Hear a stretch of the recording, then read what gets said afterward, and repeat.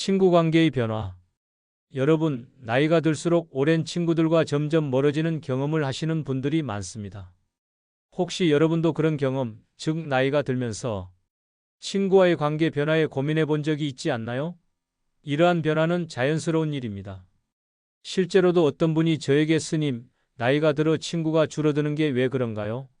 라고 질문하셨습니다. 저는 이렇게 대답했습니다. 그것은 전혀 이상한 일이 아닙니다. 한국 속담에도 60이 되면 친구가 없다는 말이 있습니다. 이는 나이가 들면 삶의 방식이 바뀌어 결국 친구를 새로 만나야 한다는 뜻으로도 해석됩니다.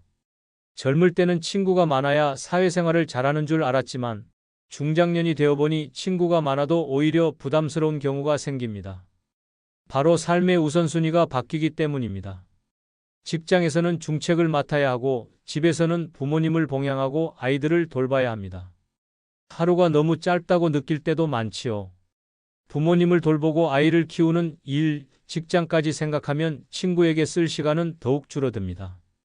이렇게 많은 역할이 동시에 요구되면 자연히 사람 사이에 여유가 없어집니다.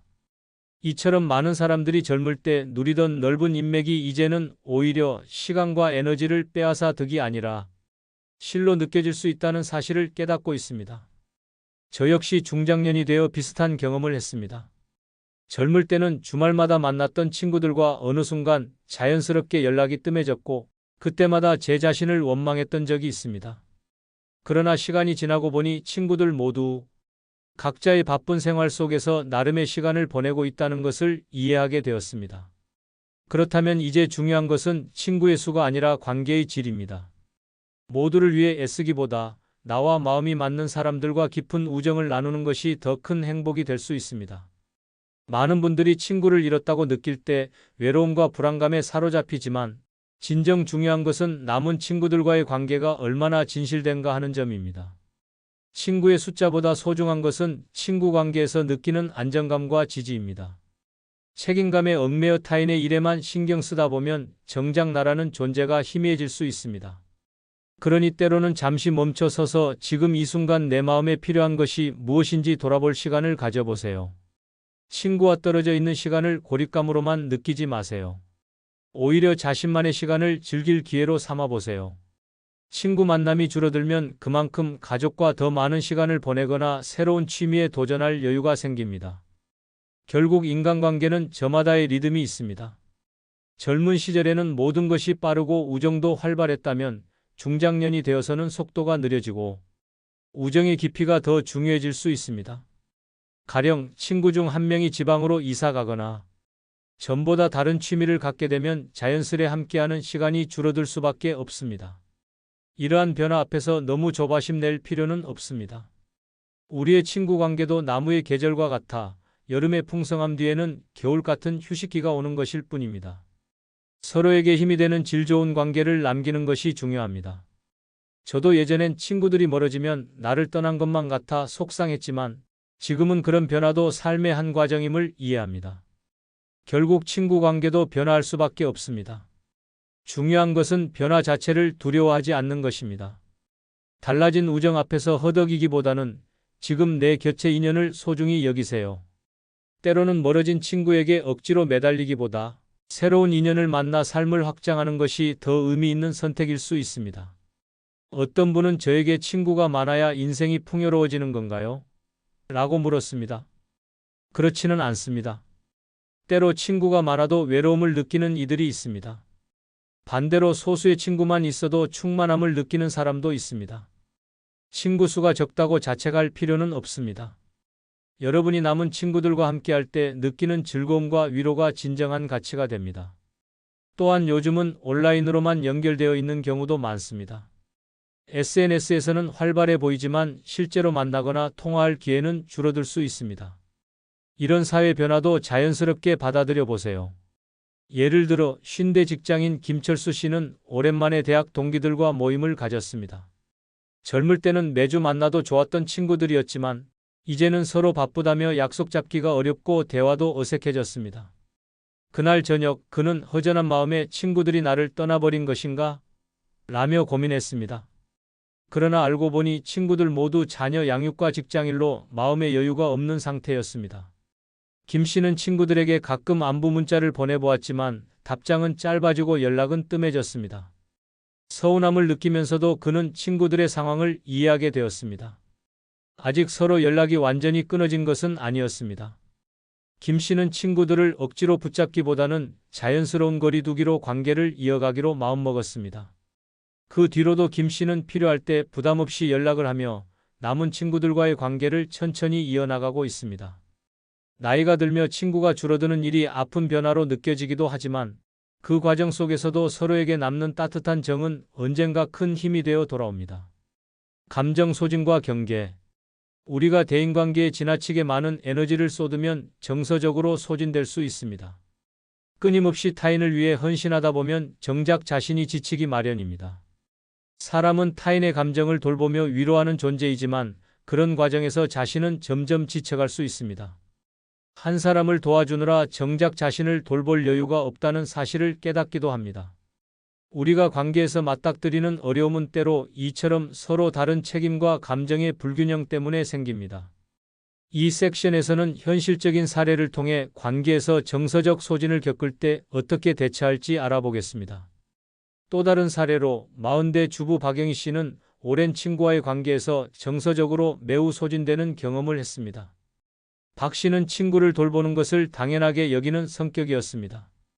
하지만 최근 들어 매일 밤 전화를 기다리는 것조차 부담스러워졌습니다.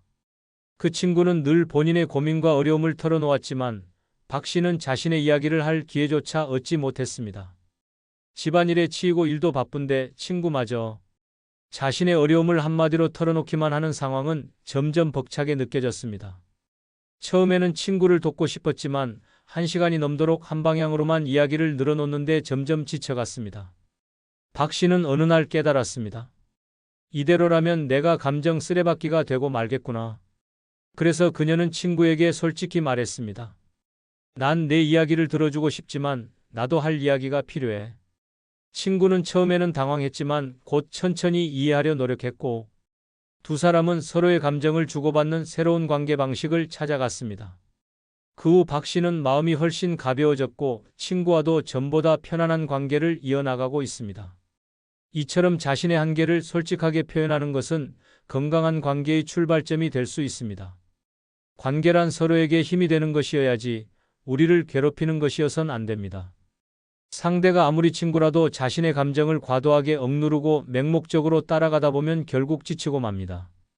심리학에서도 경계를 설정하면 자신을 더 존중하게 되고 감정적 안정감을 유지할 수 있다고 합니다. 경계 설정은 자신에게 필요한 것을 지키고 타인에게도 자신의 한계를 알려주는 과정입니다. 너무 부담될 땐 솔직하게 이야기하세요. 나는 지금 조금 지쳐 있어. 잠깐 쉬었다 가자. 혹은 이 부분은 나에게 어려운 일이야 라고 말하는 것 자체가 건전한 거리 두기입니다. 이런 경계 설정은 나를 보호하면서 동시에 상대에게도 서로를 배려하는 기회를 줍니다. 심리학의 애착 이론에 따르면 어린 시절 형성된 불안 때문에 오래된 관계를 놓지 못하는 경우도 있다고 합니다. 하지만 과거의 인연에 얽매이느라 현재를 놓치지 마세요. 건강한 관계란 서로가 따로 또 같이 힘이 되는 관계입니다. 서로가 서로를 이해하려 노력할 때 비로소 관계가 회복됩니다. 너무 자신을 희생하지 마세요. 때로는 스스로를 지키는 것이 서로를 배려하는 첫걸음입니다. 집착에서 자유로워지기. 어떤 식으로든 관계를 정리하고 싶다면 다음과 같은 방법을 고려해 보세요. 첫째, 자신의 마음을 살펴보세요. 가끔은 친구에게 모든 기대를 거두고 온전히 나 자신에게 집중할 때가 필요합니다. 혼자만의 시간 동안 명상하거나 좋아하는 취미를 즐기며 자신을 돌보세요. 둘째, 관계의 의미를 재정립하세요. 친구의 숫자에 얽매이지 마십시오. 자신에게 긍정적인 영향을 주는 사람들에게 에너지를 쏟고 그렇지 못한 관계에는 너무 집착하지 마세요. 심리학에서는 애착 이론을 통해 어린 시절 형성된 불안 때문에 관계를 쉽게 놓지 못하는 경우가 있다고 설명합니다. 친구 수에 연연하지 않고 지금의 관계에 집중하면 삶의 무게도 한결 가벼워집니다. 셋째, 솔직하게 소통하세요. 친구에게 오랜만에 연락해보고 느끼는 감정을 차분히 전해보세요. 그동안 많이 바빠서 같은 솔직한 말 한마디로 오해가 풀릴 수 있습니다. 상대방도 여러분의 마음을 이해하게 될 것입니다. 넷째, 새로운 인연에 마음을 여세요. 동호회나 봉사 모임 등 새로운 사람을 만날 기회에 참여해 보세요. 나이를 먹으면서도 새로운 우정은 언제든 생길 수 있습니다. 오래된 친구 하나가 떠나간 자리에 2배의 새 친구가 찾아올 수도 있습니다. 다섯째, 관계에 감사하세요. 지금까지 이어온 우정과 추억을 떠올려 보세요. 떠난 친구들이 남긴 좋은 기억은 여러분의 삶에 여전히 의미로 남아 있을 것입니다. 여러분이 쌓아온 모든 인연에 감사하며 그 에너지로 앞으로 나아가세요. 무엇보다도 석가모니 부처님께서는 모든 존재와 현상이 변화한다고 설하셨습니다. 이는 친구 관계에도 해당됩니다. 봄에 꽃이 피고 가을에 잎이 지듯 만남이 있으면 떠남이 오고 떠남이 있으면 새로운 만남이 찾아옵니다. 오래된 우정일수록 더욱 소중하지만 그 자체로 집착하면 고통만 커질 뿐입니다. 대신 그 소중한 추억은 감사한 마음으로 간직하되 놓아주면 새로운 인연에게 자리가 열립니다. 오래된 인간관계가 사라지고 새로운 인간관계가 생길 수 있다는 가르침처럼 우리 삶에는 늘 새로운 사람이 찾아온다는 것을 기억하세요. 지금 내 곁에 없는 친구에게 지나치게 얽매이지 말고 현재 함께할 수 있는 사람들과의 관계를 더욱 소중히 가꾸어 가세요. 맺은 말. 여러분, 이 자리에 모이신 분들도 각자 소중한 우정을 이어가려 애쓰는 분들입니다. 혼자라고 느껴질 때 우리 모두 함께 고민을 나누고 있다는 사실을 기억하세요. 마지막으로 이런 변화 속에서도 중요한 것은 자신의 마음을 살피는 일입니다. 때로는 친구를 기다리는 것보다 내면의 목소리에 귀 기울이는 것이 우선일 수 있습니다. 실제로 내 마음도 내 정신도 하루에 잠깐이라도 들여다보며 챙길 시간이 필요하다고 합니다. 여러분은 지금까지도 충분히 사랑을 베풀어 오셨습니다. 지금까지 쏟은 시간과 정성은 결코 헛되지 않았습니다. 앞으로도 여러분과 비슷한 따뜻한 사람들은 반드시 나타날 것입니다. 여러분의 마음이 다른 사람들에게 자양분이 되어 돌아올 것입니다. 마지막으로 그래도 미련이 남는다면 댓글을 통해 마음을 전해보시는 건 어떨까요?